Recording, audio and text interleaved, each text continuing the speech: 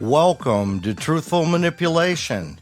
In a world where truth is bent, facts are framed, and influence is too often used without conscience, this podcast stands for something different.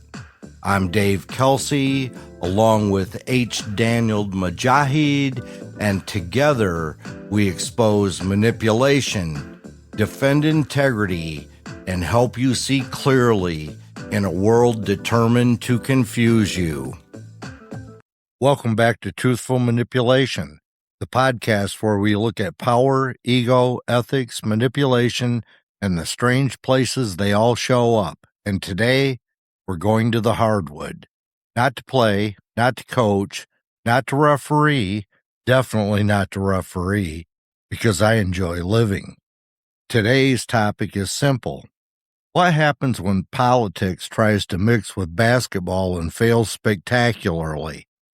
And I do mean spectacularly, not a little miss, not a shot that rims out, not a layup where the guy says, I was fouled even though the replay clearly shows he was attacked by nothing but gravity and poor footwork. No, I'm talking about politics, driving the lane, cocky, confident, full head of steam, thinking it's about to dunk a democracy, and then get rejected so hard that the ball lands in a school board meeting 3 counties away, because the basketball is already emotional enough.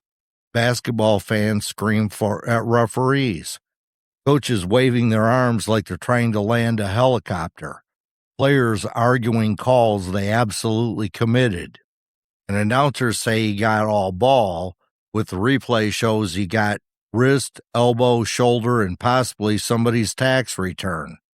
Basketball doesn't need politics to create chaos.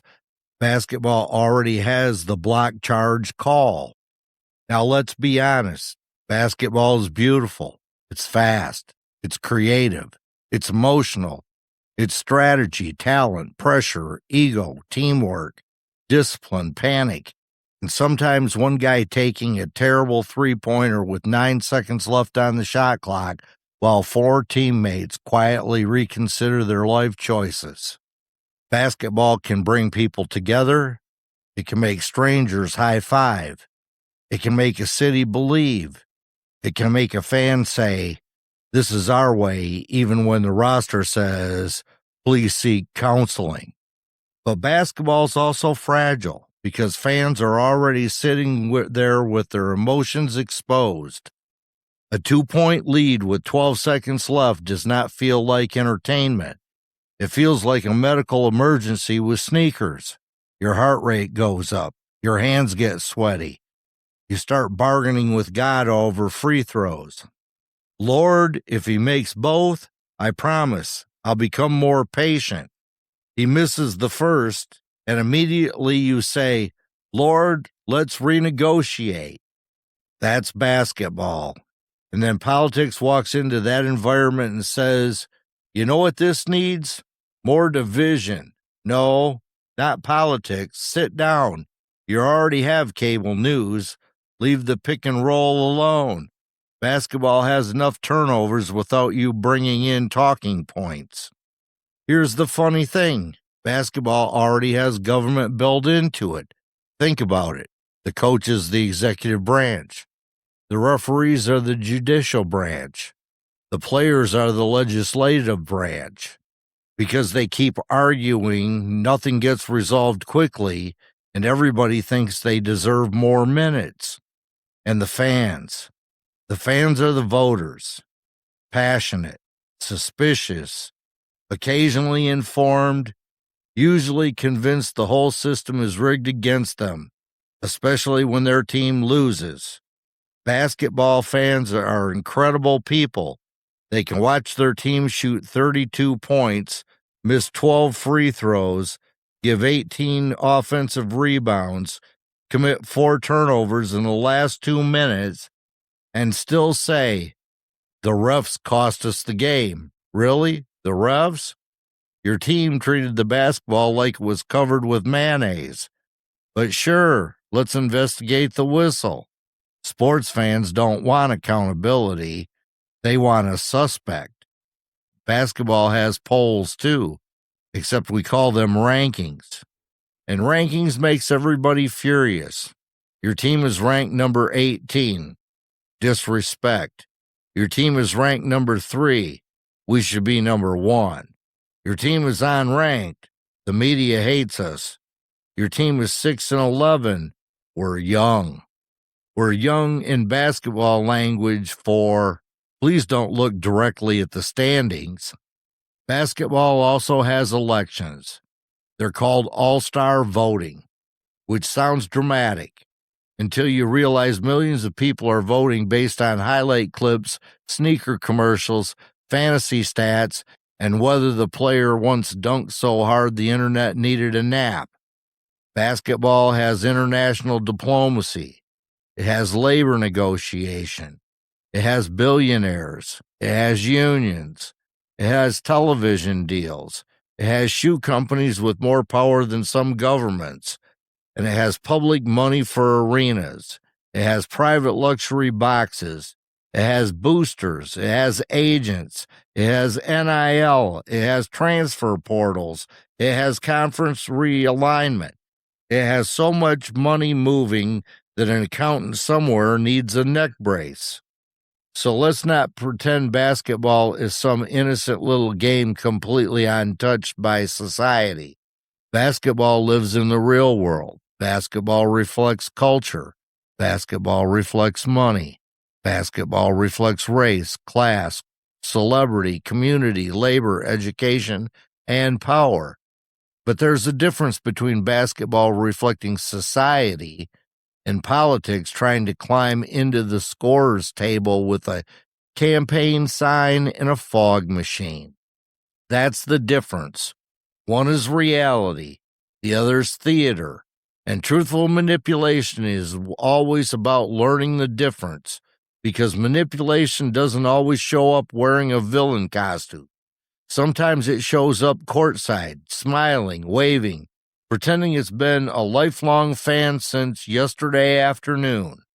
There's nothing more suspicious than a politician suddenly discovering a favorite team during an election year.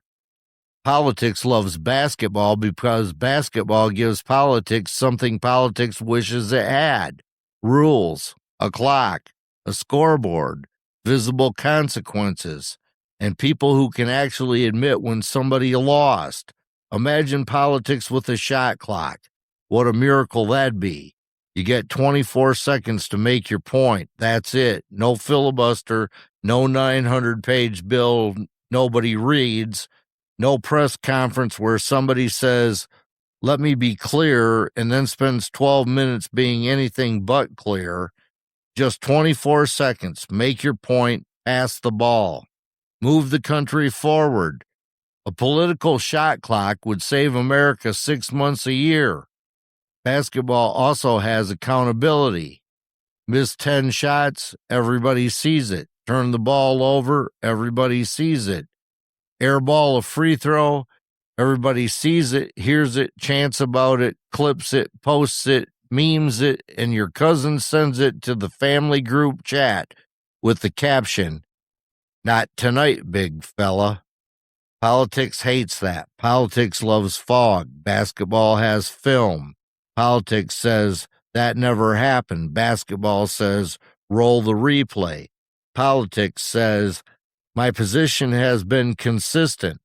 Basketball says you switched teams 3 times, demanded a max contract, and unfollowed the franchise on Instagram. Basketball keeps receipts like a suspicious accountant. And that's why politics wants basketball. It wants the loyalty, the colors, the crowd, the chants, the emotion, the us versus them energy. Politics looks at a packed arena and thinks, look at all these voters. Basketball fans at the same arena and think, why is popcorn $14? Different priorities.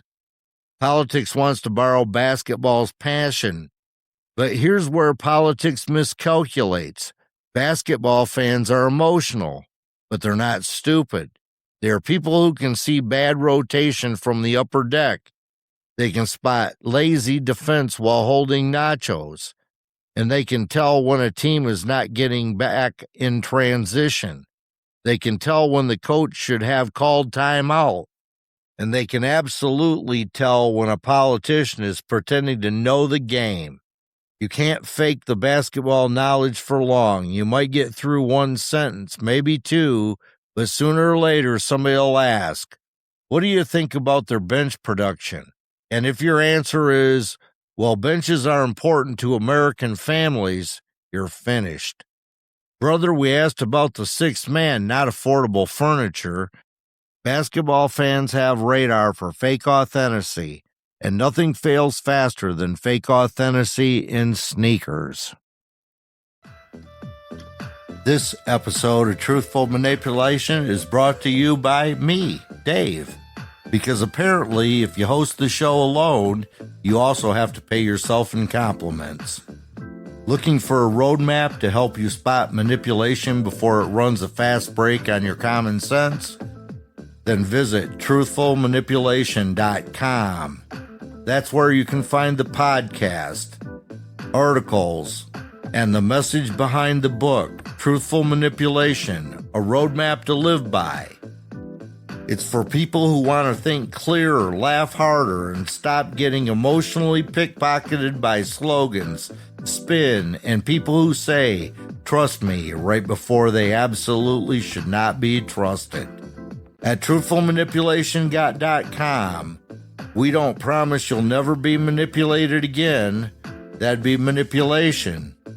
We promise to help you ask better questions like, who benefits? What's the tactic? Why am I suddenly angry?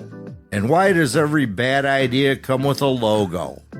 Truthful manipulation, because your brain deserves a better defense than a lazy 2-3 zone. And now back to this week's episode. Now let's talk about politicians sitting courtside.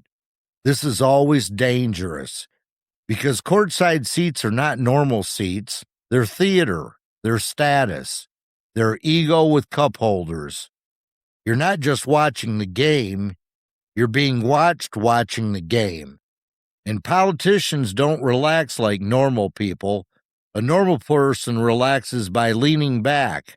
A politician relaxes by smiling like somebody just told them a focus group is nearby. Sit there, clapping slightly off rhythm, nodding at things they don't understand, pretending they know why everybody's yelling 3 seconds. And then the camera finds them, and the arena becomes a national mood ring. Half the crowd cheers, half the crowd boos.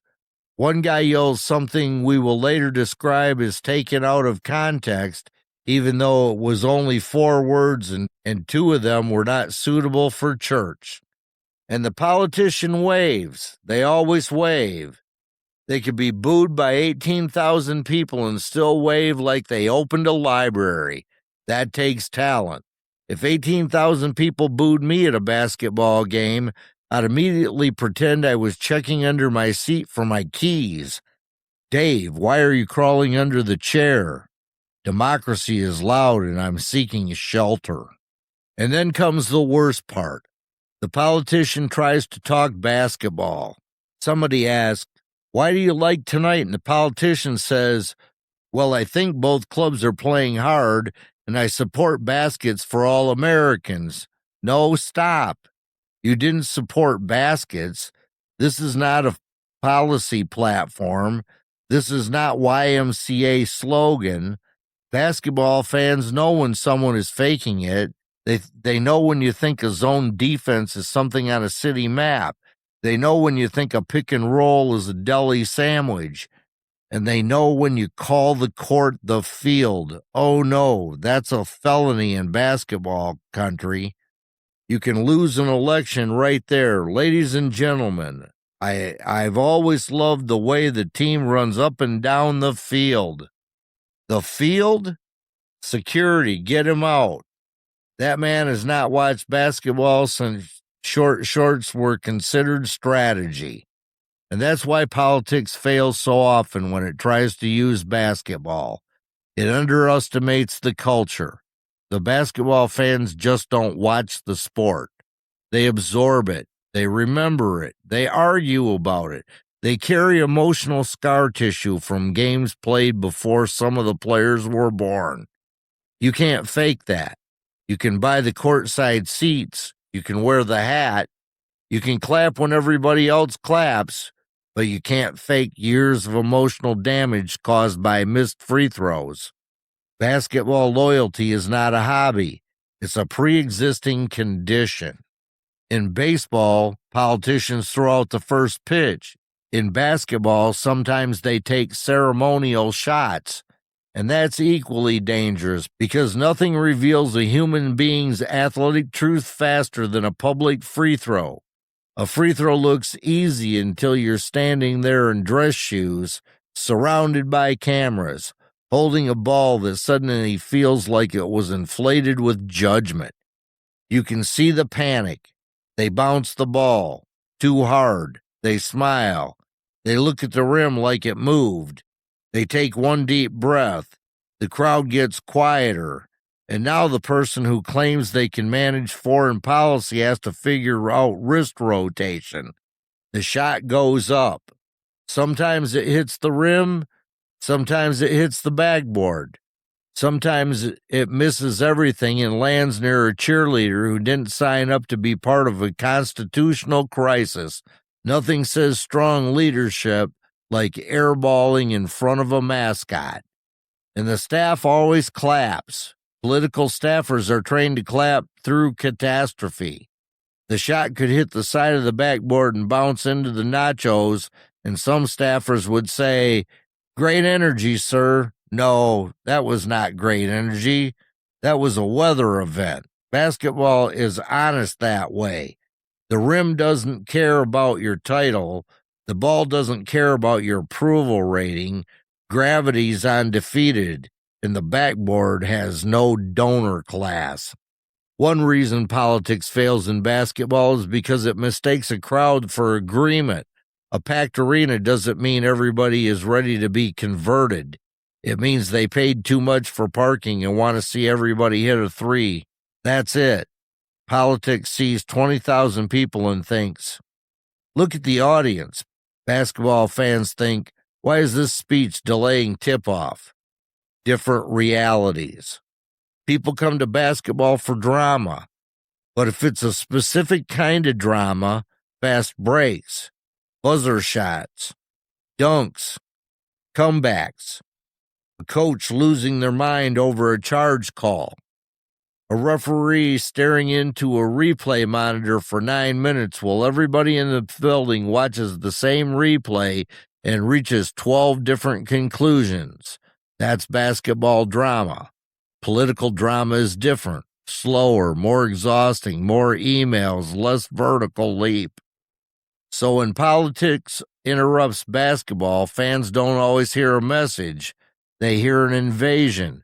They came for the game. They came for the escape.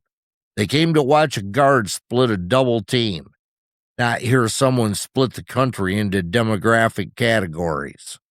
Nobody wants exit polls during the kiss cam. This is the manipulation lesson.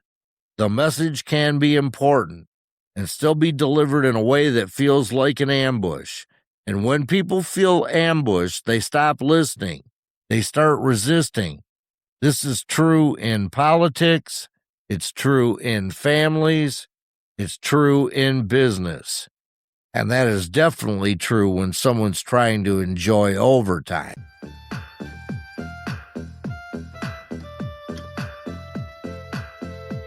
Do you suffer from manipulation fatigue?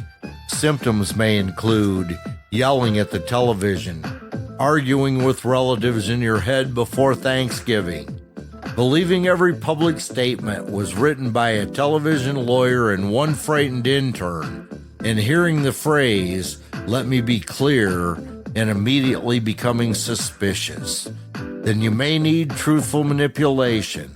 Visit truthfulmanipulation.com and start asking better questions before the next slogan tries to pick your pocket. Truthful manipulation is not about becoming cynical. It's about becoming clear, because cynical people think everything is fake. Clear people ask, what is true? What is useful? What's being hidden? And why is this person sweating while telling me everything is fine?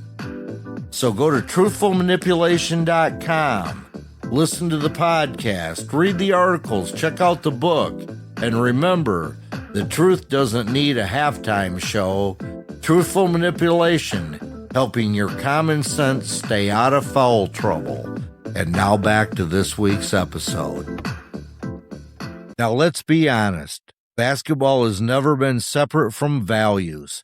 Teamwork is a value. Fairness is a value.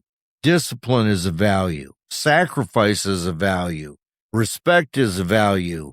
Not flopping like you were hit by a bus when someone brushed your jersey, also a value. Apparently, we need more work there. Basketball teaches character. It also reveals character. You see who shares the ball. You see who pouts when they get benched. You see who celebrates teammates. You see who blames the ref after shooting 3 for 19. At some point, brother, it was not the refs. It was your jumper filing for unemployment. So the issue is not whether basketball should have value. Of course it should. The issue is when politics show up and try to rent those values for the weekend. That's when it fails, because there's a difference between a real principle and a slogan on a t-shirt. There's a difference between leadership branding. There's a difference between moral courage and carefully scheduled courtside camera shot. And there's a difference between an athlete speaking from conviction and politicians using athletics as emotional furniture. That's the key. Basketball can carry serious conversations, but it does not do well with fake sincerity. The game is too fast. The fans are too sharp. The cameras are too close. The sneakers are too expensive, and the internet is undefeated.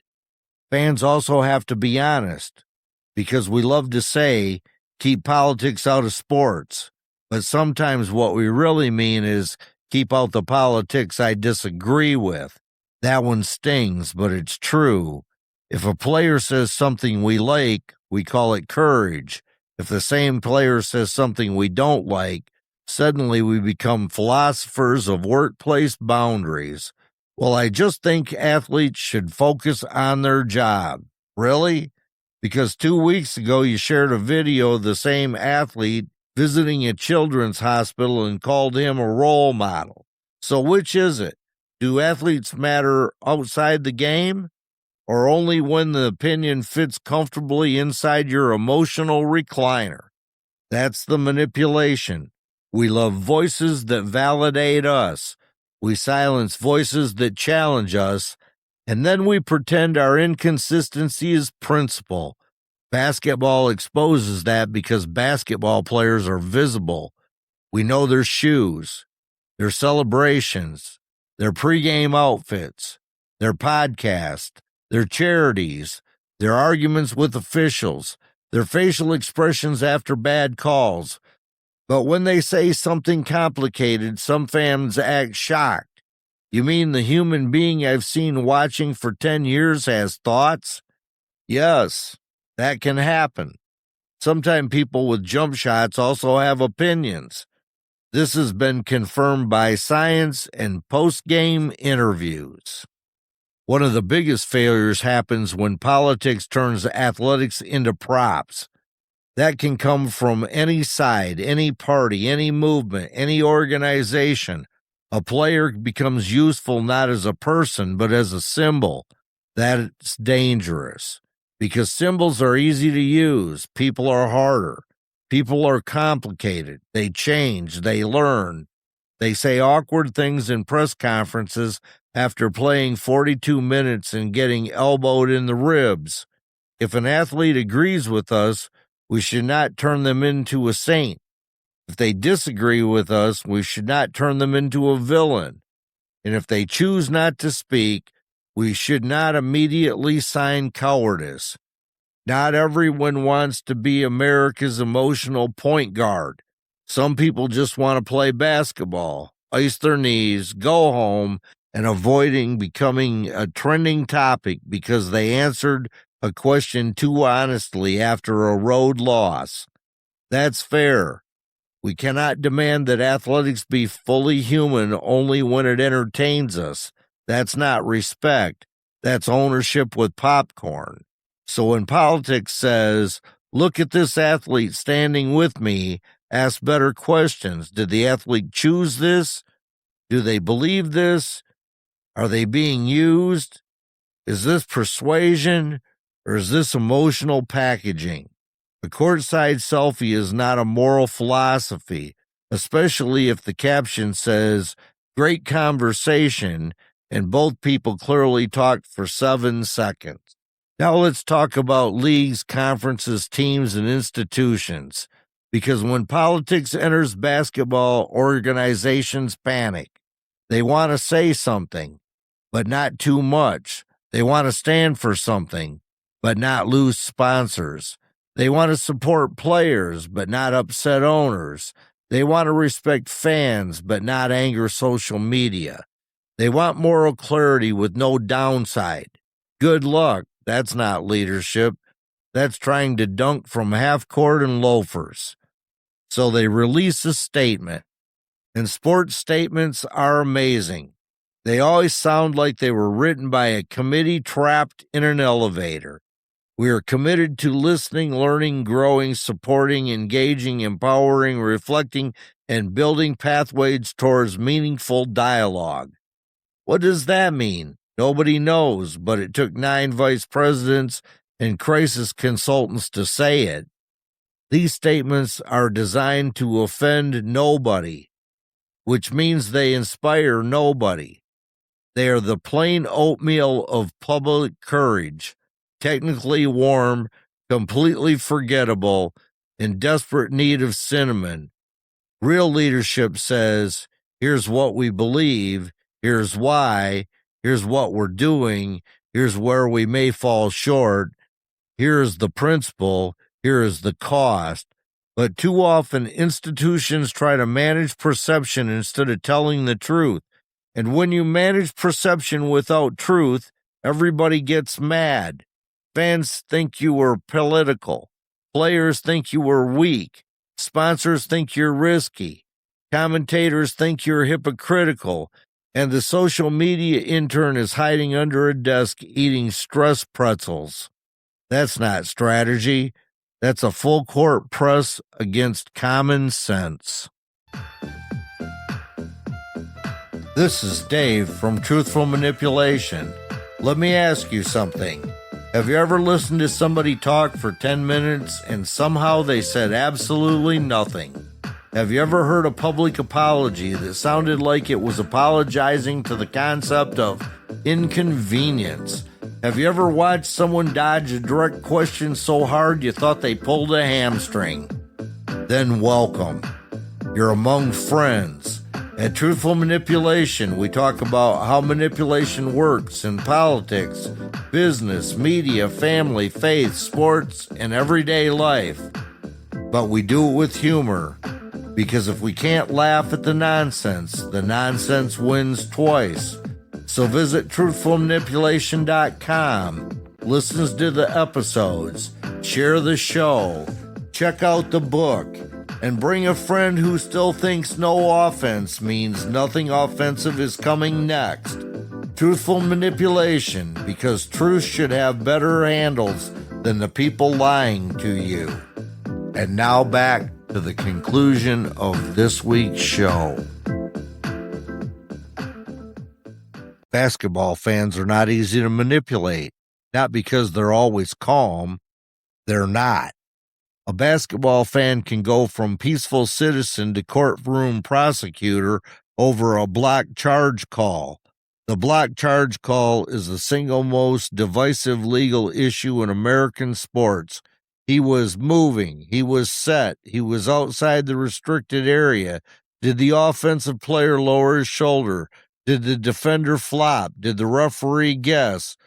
Of course, the referee guessed. Everybody knows the ref guessed. The ref knows the ref guessed. The ref whistle was basically a shrug with a sound. Basketball fans watch everything. They know rotation. They know matchups. They know when the coach should have called timeout. They know when the freshman is scared. They know when a player's body language says, I'm about to take a terrible shot. And they definitely know when politics is pretending to be authentic. That's why fake basketball pondering is so painful. A politician says, I've always loved this team. Really? Name the backup center. Name the coach before this coach.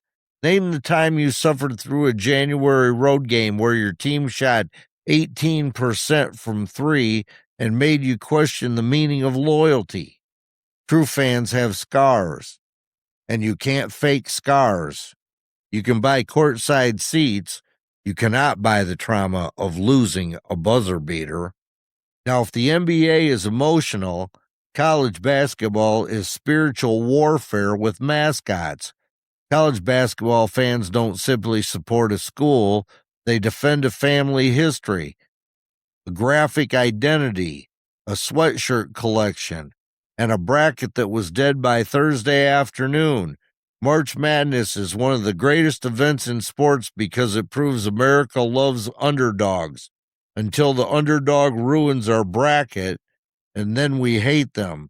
We say we want Cinderella, and then Cinderella beats a Final Four pick, and suddenly we're questioning whether the slipper was properly regulated. Nothing reveals character like losing a bracket pool to someone who picked teams based on uniform colors. Politics loves college basketball because it has passion, tradition, identity, and massive audiences. But college basketball is dangerous territory because the fans are deeply attached. The alumni care, the students care, the boosters care, the local community cares. The guy at the diner who has not attended a class since 1978 cares more than anyone. And if politics walks in clumsily, it doesn't just interrupt a game, it interrupts a ritual. People do not want their rivalry game turned into a campaign stop. They want the other team humbled, defeated, emotionally processed by halftime. That's it. Keep it simple. College basketball already has enough chaos, transfers, NIL, conference realignment, coaches making millions, teenagers under pressure, fans pretending they have inside sources because they read 3 message boards and know a guy named Rick. Politics shows up and says, can I add tension? No, the building is full. I always feel bad for announcers when politics enters a basketball game because they're not prepared. They came to talk about spacing. Now suddenly they have to explain a national controversy in 11 seconds before a commercial break. You can hear the panic. Well, there seems to be some kind of demonstration near the scorer's table. Some kind? That's not some kind. That's 7 people, 3 signs, 1 confused mascot, and a producer screaming, go to break, go to break. The color analyst wants no part of it. He came to talk about ball movement, not constitutional tension. So what do you make of this moment? Well, Dave, I think you need to get back into transition. Smart, very smart. Stay with basketball. Nobody ever loses a job saying they need better weak side help. Sports television is built for highlights, analysts, dramatic music, and commercials where trucks drive through rivers for no reason. It's not built to solve democracy between 2 free throws. You can't heal a divided nation while a power forward is at the line shooting 62%. America's future should not depend on whether a sophomore from Dayton completes a 3-point play. And that's the awkwardness. The issue might matter. The conversation might matter. The format is ridiculous. This is a time and place for moral reflection, and sometimes that place is not between a replay and an ad for spicy wings. The worst people in this whole mix are the outraged merchants. They may not even like basketball. They may not know the teams. They may not know the score. They may think a double dribble is something you order with fries. And if they're a political angle, they show up instantly. They clip the moment. They post the outrage. They declare civilization over. They demand apologies, firings, boycotts, counter boycotts, investigation, and possibly a 6-part documentary. While actual fans are saying, can we please discuss why our team gave up 19 offensive rebounds? That's the real scandal, not the speech. Boxing out, where was it? You want accountability? Start the defensive glass. Before you save democracy, can somebody please find a body on the boards? Outrage merchants use sports because sports have attention. But attention's not wisdom. Attention's not truth. Attention's not leadership. A viral clip can make people angry without making them informed. That's manipulation. Clip the moment, remove the context, add the dramatic music, write a caption that starts with, "You won't believe," and now a basketball game becomes a national argument between people who did not watch the basketball game. That's not public discourse. That's a fast food anger with extra sauce. And it's exhausting because once outrage enters the gym, the game stops being the game. It becomes content. And once people become content, truth gets shoved to the end of the bench. So what do we do with all this? We ask better questions. That's always where truthful manipulation starts. When politics shows up in basketball, ask, who benefits? Who's being used? Who's about principle or attention? Is this conversation or performance? Is this courage or branding? Is someone trying to make me angry so that I stop thinking clearly? The last one matters because basketball emotion is powerful. A game can make reasonable people unreasonable. I've seen grown adults negotiate with God over a free throw. Lord, if he makes this, I'll become a better person. He misses. Well, Lord, we'll revisit this next season. Emotion is part of sports. That's why we love it. But emotion is also where manipulation enters. When we are angry, we become easier to steer. When we're tribal, we become easier to use. When we're loyal, we become easier to blind. Politics knows this, and that's why it keeps trying to wear the jersey. But the answer is not to remove all seriousness from sports. The answer is to protect our ability to think while we cheer hard, care deeply, love your team, argue about rotations, mock bad flops, question the refs. But don't hand your brains to anyone just because they're wearing your colors. That applies to sports. That applies to politics. That applies to life. And if your principles only work when your team is winning, they're not principles. They are fan gear. Maybe politics should stop trying to use basketball and start learning from it. Basketball teaches movement. You can't just stand still and complain unless you're playing against a zone, in which case apparently everybody forgets how legs work. Basketball teaches passing. The ball moves faster than ego. Politics could use that. Basketball teaches accountability. You miss the shot, everybody knows. You turn it over, everybody knows. You didn't get back on defense, the coach calls timeout and stares in your soul. Politics could use a timeout stare. Imagine a congressional hearing where a coach walks in and says, "Everybody on the line, we're running suicide until somebody answers the question." Basketball teaches roles. Not everybody gets to be the star. Some people rebound, some defend, some set screens, some take charges, some bring energy off the bench. A healthy society works the same way, but politics often sells everybody the fantasy that they are the star and everyone else is the obstacle. Basketball says no. If you do not pass, you lose. If you do not defend, you lose. If you do not trust, you lose. If one person holds the ball too long, the whole offense dies. That may be the best lesson politics could learn from basketball. Move the ball, share responsibility, respect the team. Stop taking bad shots just because the camera is on you. Some people in politics shoot every possession like they're down 2 with 1 second left, and somehow they're still in warm-ups. So why does politics mixing with basketball fail so spectacularly? Because politics often misunderstands the room. Basketball is not an audience. It's a culture. It's a rhythm. It's memory. It's neighborhood courts. It's school gyms, driveway hoops, pickup arguments, old rivals, March heartbreak, NBA legends, college banners, buzzer beaters, and that one guy at the gym who calls every foul but somehow never travels.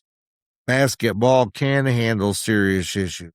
It has handled serious issues, but it does not tolerate fake authenticity. It doesn't like being used. Fans don't like being ambushed. Players don't like being reduced to props. And the game itself has a funny way of exposing people who do not respect it. But eventually, everyone has to shoot. And when the politics step into the free throw line, wearing dress shoes, reading for talking points, trying to look natural, sometimes the shot does not just miss, it hits the side of the backboard. The mascot ducks, the crowd groans, the staff claps anyway. And somewhere in America, a basketball fan says, that man has never watched a second of basketball in his life. That's the lesson. Respect the game. Respect the people. Respect the truth. Don't use sports as a costume for manipulation. Don't use athletes as props. Don't use fans as emotional support. And don't confuse attention with trust, because getting booed by 20,000 people is not public engagement. It's marketing research with nachos. So the next time politics attempts to mix with basketball and fails spectacularly, remember what you're seeing. You're seeing power trying to borrow passion. You're seeing branding trying to wear values. You're seeing manipulation trying to sneak in through the tunnel wearing team colors. And your job's not to stop loving the team. Your job's to keep your eyes open while you love it. Enjoy the dunk. Question the speech. Cheer the comeback. Watch the tactic. Love the team. Keep your principles. And never let anyone turn your loyalty into blindness, because that's where manipulation wins. Not when we care. Caring is good. Manipulation wins when caring becomes obedience, and when team colors become a substitute for truth. When we stop asking, who benefits, what's being hidden, and what am I being pushed to feel, and what am I being asked not to notice. Basketball is a beautiful game. Fast, honest, creative, human. It gives us joy. It gives us heartbreak. It gives us community. It gives us arguments we don't need but apparently enjoy. And sometimes it gives us a perfect picture of life. Move the ball. Know your role. Play defense. Help your teammate. Do not flop. Do not fake toughness. And for the love of all things holy, box out. Democracy would be in better shape if somebody boxed out once in a while. This has been Truthful Manipulation. I'm Dave. Remember, tell the truth. Keep your humor. Ask who benefits. Respect the game. And never trust anyone who says they love basketball but can't explain why a 2-point lead with 6 seconds left still feels like a medical emergency. That's not basketball knowledge. That's survival experience. Visit truthfulmanipulation.com for more episodes, articles, and full Truthful Manipulation roadmap. Until next time, keep your ethics intact, your eyes open, your jumper honest, and your nachos far away from the political theater. And if politics tries to drive the lane, remember, basketball has a rim, a scoreboard, a shot clock, and a crowd that knows the difference between a real move and a desperate flop. Politics may have talking points, but basketball has instant replay. That's this week's episode of Truthful Manipulation. You can comment on this week's episode at truthfulmanipulation@gmail.com. Don't forget to like, share, and subscribe at truthfulmanipulation.com. Pass this episode on to somebody you think might enjoy it, and so we can grow this community. We've reached the top 20 list in manipulation. So thank you to the audience, and thank you for listening this week.